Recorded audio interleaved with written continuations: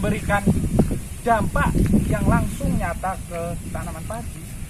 Wereng ini sendiri juga membawa dua faktor penyebab virus yang nantinya membuat suatu masalah baru pada tanaman padi. Contohnya membuat pertumbuhan padi ini kerdil, gagal produksi, dan lain-lain. Wereng tersendiri dibedakan menjadi beberapa jenis, yaitu wereng hijau, wereng punggung putih, wereng loreng, dan wereng coklat. Untuk di persawahan ini saya mengambil tempat ini di sawah desa saya, Desa Gelagak. Untuk lokasi sini saya tidak bisa memberi contoh nyata ke tanaman padinya karena di sini bukan wilayah endemik serangan hama wereng. Menurut jenis wereng yang sudah saya sebutkan barusan, itu masih dibedakan lagi menjadi dua jenis menurut serangannya pada bagian tanaman padi. Yang pertama, untuk serangan pada daun padi, biasanya yang menyerang itu jenis wereng hijau dan wereng loreng. Yang kedua, bagian yang diserang yaitu batang padi. Yang menyerang itu biasanya golongan wereng coklat dan wereng punggung putih. Terkhusus untuk wereng coklat, selain menyebabkan kerusakan nyata pada tanaman padi, efek jangka panjangnya yang ditimbulkan karena dia juga membawa virus yang menyebabkan pertumbuhan padi tidak normal atau abnormal, yang ditandai dengan padi akan menjadi kerdil. Jadi kelihatan sendiri dari semua tanaman-tanaman lainnya. Di sini mungkin bisa juga ini disebabkan oleh wereng coklat. Bisa kita lihat bahwa pertumbuhannya berbeda dengan tanaman yang di sekelilingnya. Gejala awal yang ditimbulkan pada serangan wereng di tanaman padi, kalau pada umumnya itu timbul bercak warna kuning, ya lingkaran warna kuning di daun tanaman padi. Jika dibiarkan dan tidak ditangani, lambat laun akan menyebabkan efek seperti layu dan terbakar pada tanaman padi. Nah, kalau itu sudah terjadi, pencegahan yang bisa kita lakukan guna mengantisipasi teman-teman tanaman padi lainnya ini terjangkiti juga. Yang pertama, secara manual, kita bisa menyaingi atau membabat mana tanaman padi yang sudah terjangkiti hama wereng yang sampai sudah layu. Lalu kita bakar. Alasannya apa kita harus melakukan pembakaran? Untuk meminimalisir resiko menetasnya telur wereng yang masih tertinggal pada tanaman tersebut, sehingga penyebaran dapat diatasi. Oke, tadi pengendalian. Sekarang untuk mencegah hama wereng menjadi tanaman padi, yang pertama kita harus membersihkan gulma-gulma atau rumput-rumputan yang tumbuh atau hidup di sekitaran area penanaman padi. Gulma tersebut menambah resiko pertumbuhan dan penyebaran hama wereng. Itu yang pertama. Dan yang kedua, hindari penggunaan pestisida kimia. Loh, mengapa pestisida kimia harus dihindari? Padahal kan memang pengendalian hama itu menggunakan pestisida. Memang pestisida kimia ini efektif untuk menghilangkan hama wereng, tetapi sekaligus mematikan musuh alami dari hama wereng itu sendiri. Contohnya beberapa jenis laba-laba yang kadang kita jumpai tumbuh di area pesawahan, beberapa jenis belalang, dan beberapa jenis capung. Kehadiran musuh alami itu sendiri dapat membantu untuk memberantas populasi dan mengurangi keberadaan hama wereng. Nah, cara yang ketiga, dilarang penggunaan pestisida kimia. Kita gantikan dengan pestisida nabati atau buatan yang kita tahu kan bisa dibuat melalui ekstrak dari bawang putih, tembakau, dan daun mimba. Nah, untuk yang terakhir, yang tidak kalah pentingnya, kita harus bisa melihat kondisi survei ke lapangan. Apakah di tempat kita penanaman padi ini menjadi endemik wereng apa tidak? Jika di suatu tempat itu menjadi endemik wereng, kita harus memilih varietas yang tahan dan unggul dari serangan hama wereng. Contohnya Mycobacter dan Gihera.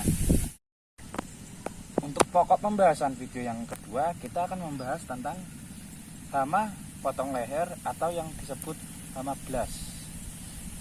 Awalnya, hama potong leher ini menyerang penanaman padi jenis padi gogo. Tapi kenyataan di lapangan di berbagai daerah termasuk di Banyuwangi Rogo Jambi ini, hama potong leher atau blast ini mulai menjangkiti segala jenis varietas padi. Hama potong leher atau blast pada tanaman padi dapat menginfeksi tanaman padi mulai fase masih bersemayam sampai fase mendekati masa panen. Untuk hama blast ini sendiri dibedakan menjadi beberapa jenis.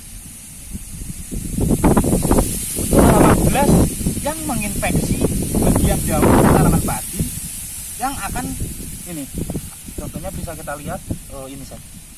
Nah, bercak-bercak kuning hampir kecoklatan seperti ini kita sebut sebagai blast daun. Nah, untuk yang kedua, jika penyerangannya itu menyerang bagian batang dari tanaman padi, itu bisa kita sebut sebagai blast leher.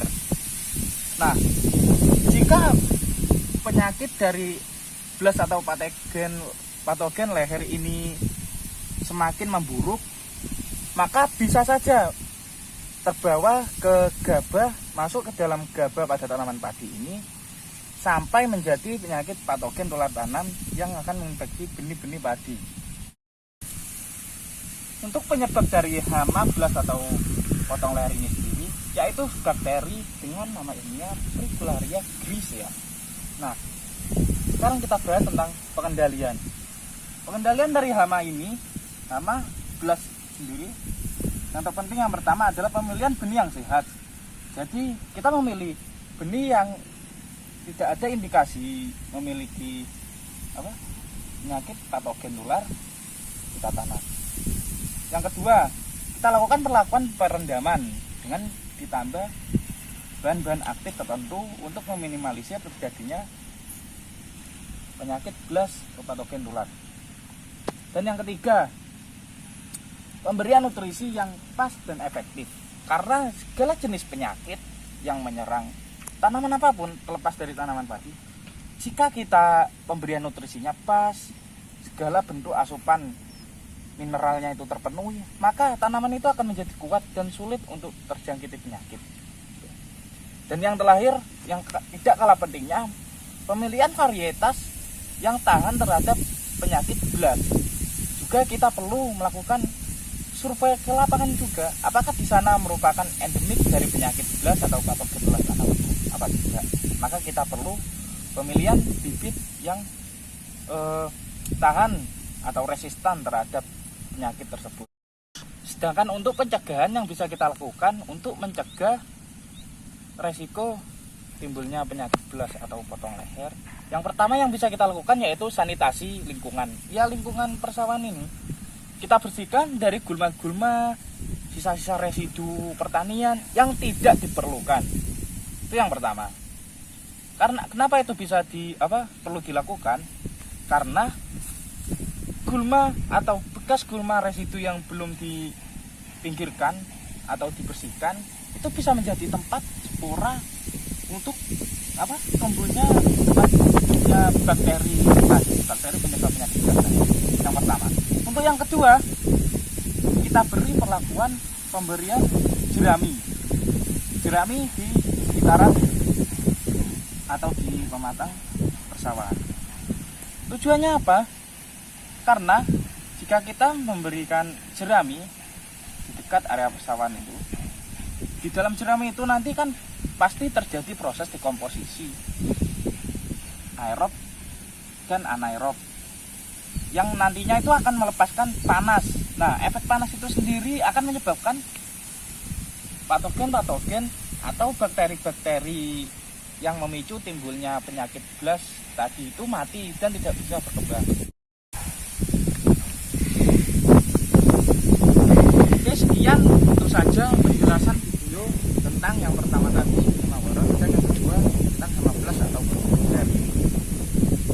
Ya saya minta maaf apabila banyak kesalahan atau kekurangan dikarenakan ya keterbatasan pengetahuan dan keterbatasan alat peraga dan bahan. Oke, semoga video saya ini bermanfaat bagi segala kalangan dan semua orang.